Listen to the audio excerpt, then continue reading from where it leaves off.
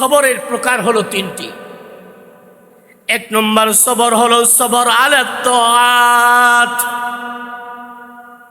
আল্লাহর অনুগত্যের সাথে সবর আদায় করা।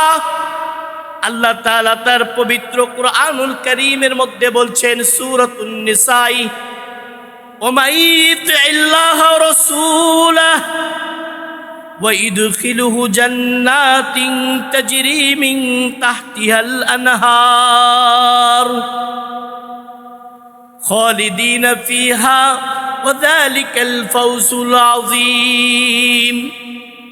আল্লাহ তাআলা একটা বাউন্ডারি দিয়ে দিয়েছেন, বান্দা এটা হালাল, বান্দা এটা হারাম। বান্দা তোমাকে নামাজ কায়েম করতে হবে, আকিমুস সালাহ। যতই কষ্ট হোক না কেন, শীতের মধ্যেও নামাজ পড়তে হবে, গরমের মৌসুমেও নামাজ পড়তে হবে, ব্যস্ততার মধ্যেও নামাজ পড়তে হবে। যতই পেরেশানির মধ্যে থাকো, বান্দাকে যখন মসজিদের মাইক থেকে হাইয়া আলাস সালাহ বলে ডাক দিবে, এসো নামাজের জন্য এসো, শত ব্যস্ততাকে ফেলে রেখে বান্দা আল্লাহু আকবারের ডাকে শুনে চলে যাবে।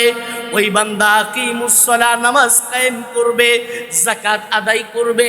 হজের যদি হয়, আল্লাহ বলেছেন ওয়ালিল্লাহি আলান নাস হিজ্জুল বাইতি মান ইসতাতা ইলাইহি সাবিলা। যখন তোমাকে আল্লাহ সক্ষমতা দিবে, তখন তুমি হজ ব্রত পালন করার জন্য যাবে। আল্লাহ যখন তোমাকে মাল দিবে, যাকাত প্রদান করবে।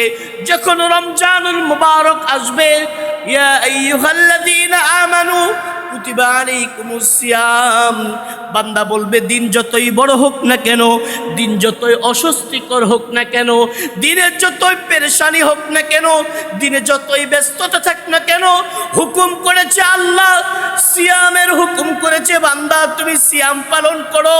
কুতিবা আলাইকুমুস সিয়াম, তোমার উপরে আমি সিয়ামকে ফরজ করেছি।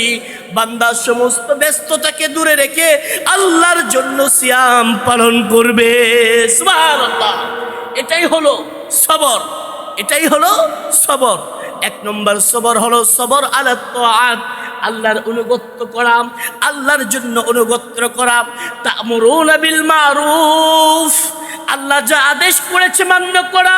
ওয়া তানহাউনা আনিল মুনকার, আল্লাহ যা নিষেধ করেছে তা থেকে বিরত থাকা। আল্লাহ সুদকে হারাম করেছে। দুনিয়ার মানুষ বলে সুদের টাকা নিলে তোমার ব্যবসায় লাভ হবে, বলে বান্দা বলে না না, সুদের টাকা নিলে আমার ব্যবসায় লাভ হতে পারে না, কারণ মালিক নিষেধ করেছে। আল্লাহ বলেছেন তোমাকে অন্যায়ভাবে একজনকে কতল করা, হত্যা করা নিষেধ। আর একজন বলছে তুমি জুলুম করো, তুমি অনেক টাকা পয়সার মালিক হতে পারবে।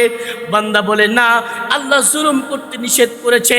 তিলকা হুদুদুল্লাহ, আল্লাহ একটা বেষ্টন দিয়ে দিয়েছে, আর বলেছেন ওমাইয়িতিল্লাহ ওয়া রাসূলাহ, যে ব্যক্তি আল্লাহকে অনুসরণ করবে আর রাসূলকে অনুসরণ করবে, ইদখিলুহু জান্নাত, আমি তাকে এমন একটি জান্নাতে প্রবেশ করাবো, তাজরি মিন তাহতিহাল আনহার, যে জান্নাতের তলদেশ দিয়ে নদী প্রবাহিত হবে।